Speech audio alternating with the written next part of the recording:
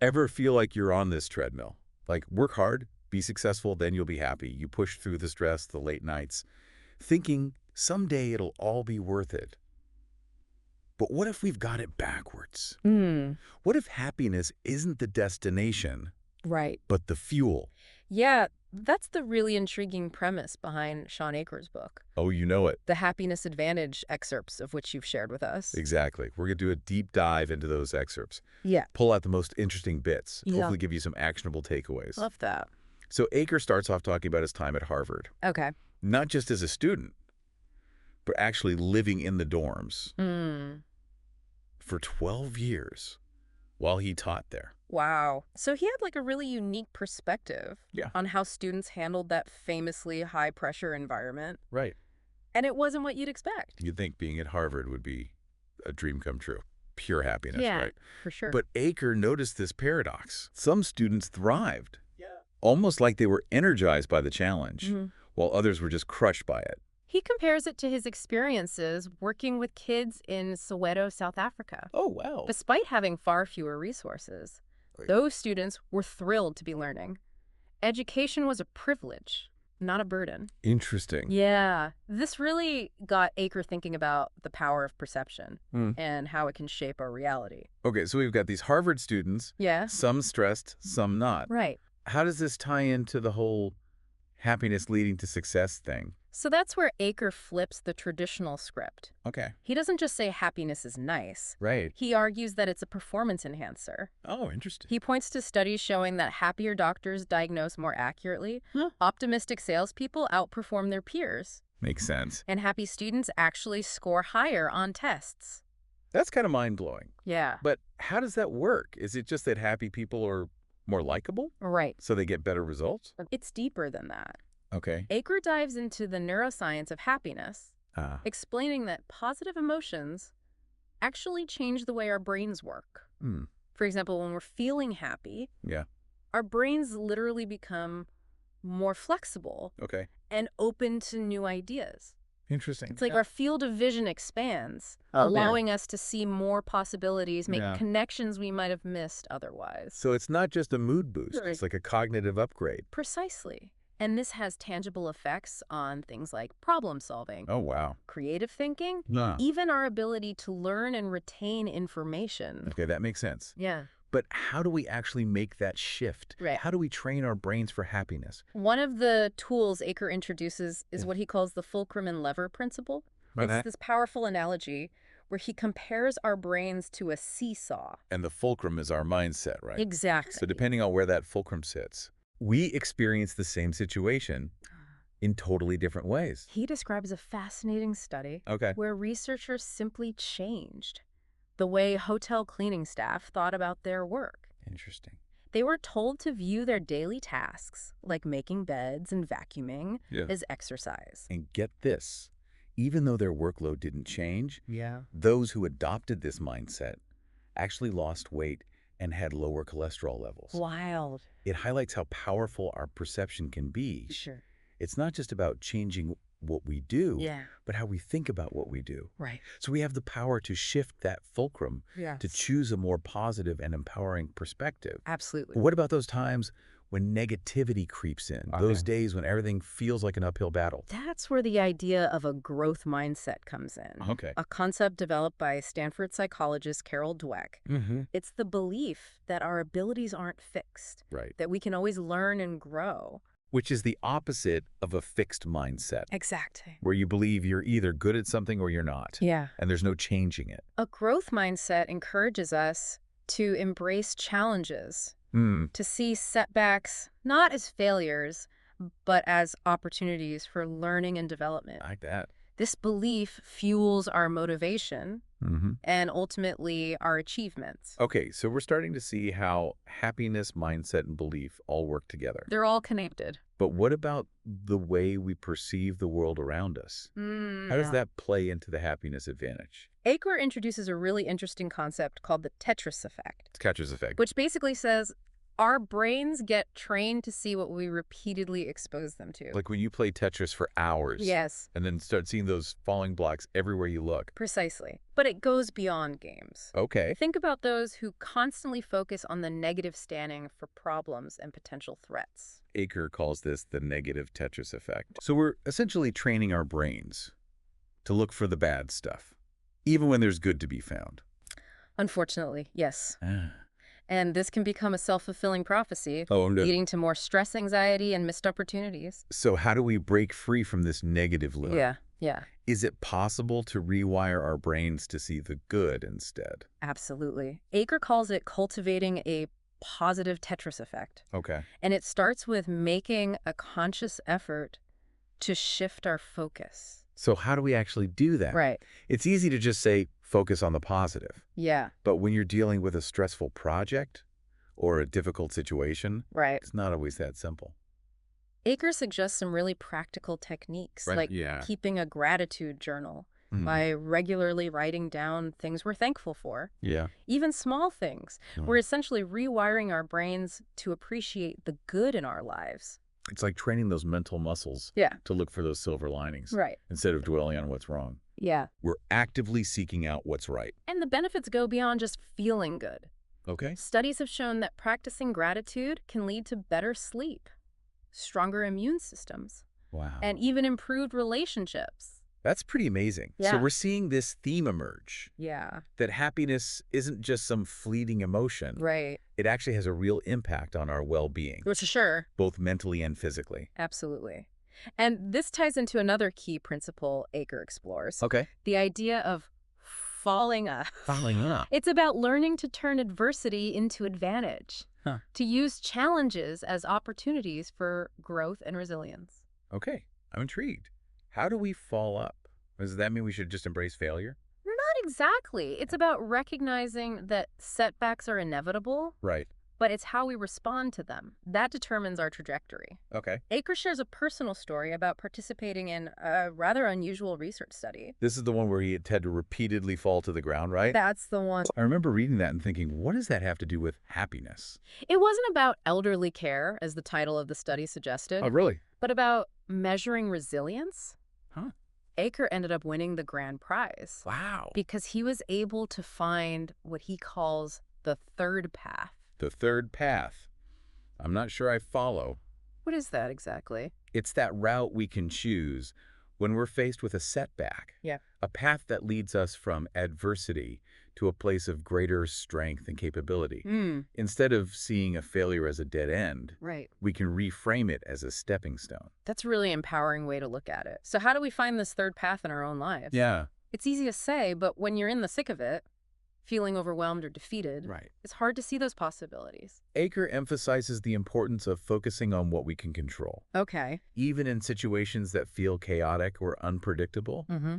he draws on the work of psychologist Martin Seligman, Okay. who studied learned helplessness. Learned helplessness. Can you explain that?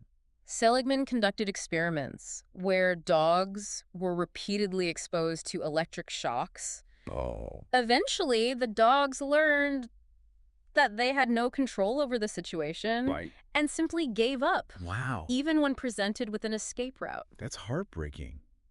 But I can see how that relates to human behavior. For sure. We can get so stuck in a feeling of helplessness that we stop trying to change our circumstances. Exactly. And Achor argues that we need to recognize when we're falling into that trap of learned helplessness Right. and consciously challenge those negative thought patterns. So it's about shifting our mindset from I'm stuck Yeah, to what can I do to change this? precisely.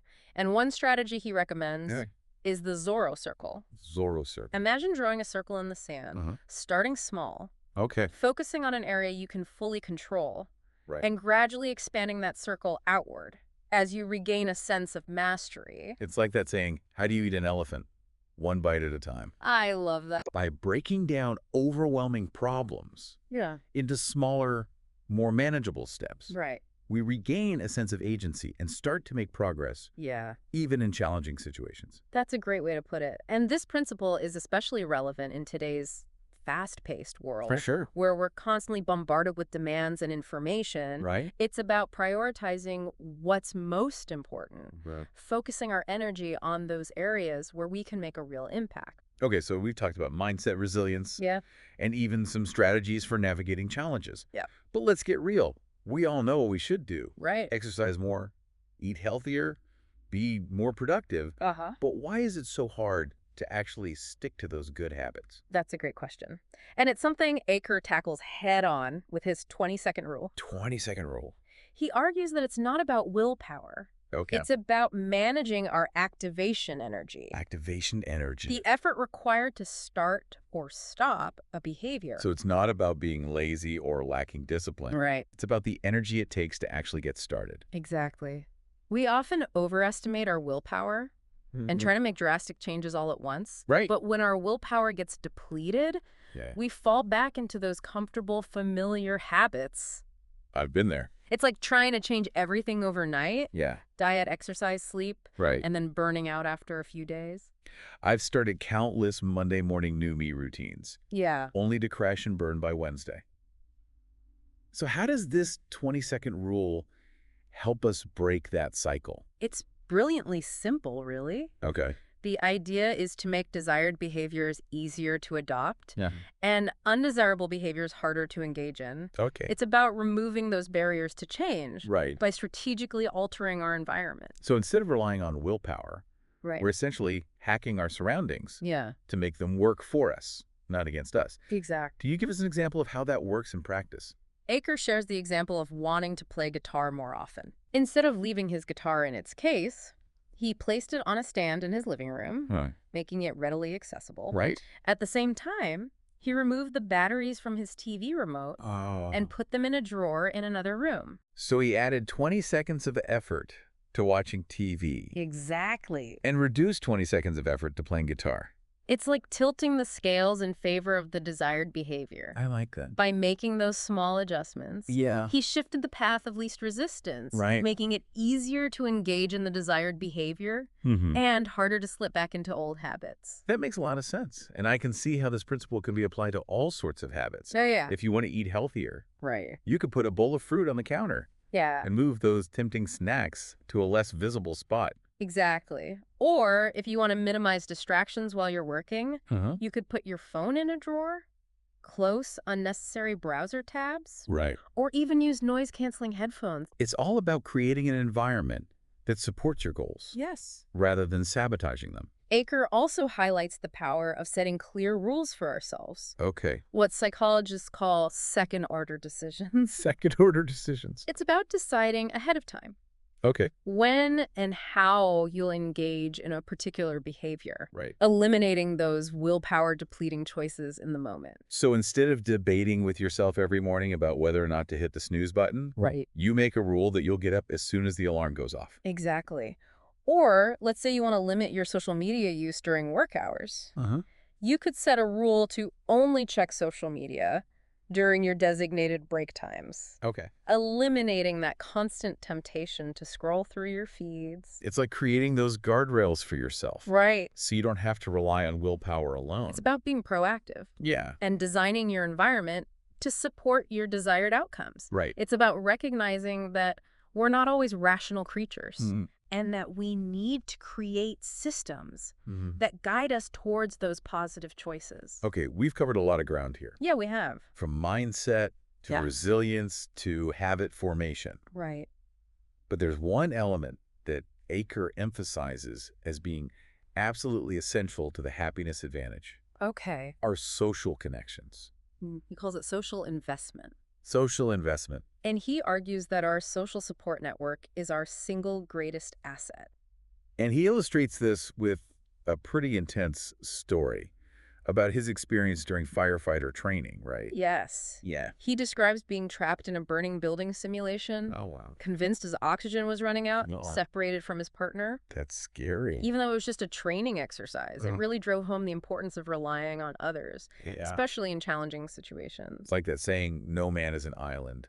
Right. We need those connections. Absolutely. Those people we can lean on when things get tough. And Achor goes beyond just saying that social support is nice to have.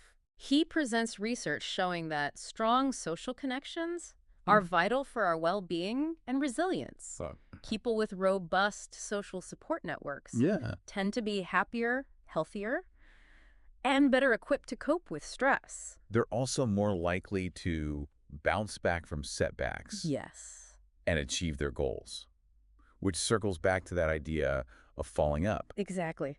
Think about those football players on the offensive line. Okay. They may not get the same glory as the quarterback, Right. but they're crucial for protecting him Uh-huh. and allowing him to succeed. That's a great analogy. We all need that network of people who can support us, encourage us, Right. and help us navigate those tough times. And Achor also emphasizes the importance of social connection in the workplace. When colleagues feel connected and supported, they're more engaged, more productive, and more likely to come up with innovative ideas. So it's not just about being friends with everyone at work. Right. It's about fostering an environment of mutual respect and genuine connection. Right. It's about taking those small but meaningful steps to build rapport. Like what? Greeting colleagues in the hallway, asking genuine questions about their lives, soliciting each other's successes. It's about creating a culture where people feel comfortable collaborating, Yes. sharing ideas, Right. and supporting one another, Yeah. both personally and professionally. Achor highlights how even small social investments can pay off in big ways. So like what kinds of things? He talks about how a simple act of gratitude, like thanking a colleague for their hard work, can create a ripple effect of positivity, Oh, wow. boosting morale and strengthening those social bonds. You're creating this upward spiral Right? where individual happiness contributes to collective well-being, Exactly. which in turn fosters more individual happiness. It's a pretty powerful concept. Achor calls this rippling outward. Rippling outward. It's a reminder that our actions and attitudes have a far greater reach than we often realize. And that even small gestures of kindness and connection Yes. can make a big difference. This whole idea of our happiness impacting others is fascinating. Yeah. Is there actual research to back that up? There is. Achor talks about the work of researchers Nicholas Christakis and James Fowler, Okay. who studied how happiness spreads through social networks. What they found is that our emotions are contagious. Contagious. Our happiness can actually influence the happiness of people we don't even know, Wow. extending out 3 degrees of separation. Oh, but so my happiness could impact the happiness of my friend, Yeah. my friend's friend, Right. and even their friend. That's incredible. It really highlights how interconnected we all are, Yeah. and how our individual choices, even something as seemingly personal as happiness, can contribute to a more positive world. Okay, we've covered a lot in this deep dive into the happiness advantage. We have. From rewiring our brains to the power of social connection. Right. It's been quite a journey. As we wrap up, what are the key takeaways you hope our listener walks away with? Well, I think the most important takeaway is that happiness isn't just a fluffy feeling. Right. It's a competitive advantage. Hmm. By shifting your mindset, focusing on the positive, and investing in your social connections, Yeah. you can tap into this power and achieve remarkable things. It's almost like we've been given a secret weapon, Right. but it's one we have to choose to use. Exactly. Achor provides a toolbox of strategies for boosting happiness. Okay. From expressing gratitude to practicing acts of kindness to simply taking a few minutes each day to savor positive experiences. Right. It's about recognizing that we have more control over our happiness than we might think. And that it's not about waiting for happiness to arrive Yeah. after we achieve success. It's Right. about embracing happiness as the fuel that drives success in all areas of our lives. He leaves us with a powerful thought. What's that? What if, by boosting your own happiness, Yeah. you could also make a positive impact on your team, your family, and your community? It's a challenge to see ourselves as agents of change, Right. not just for our own lives, but for the world around us. By tapping into the happiness advantage, we can create a ripple effect of positivity that extends far beyond ourselves. I love that. Imagine the possibilities if we all committed to cultivating more happiness in our own lives and inspiring others to do the same. That's a truly inspiring thought to end on. So, to our listener, remember, happiness is a choice. It is. And it's a choice that has the power to transform not only your own life, but the lives of those around you. Go out there and create that ripple effect.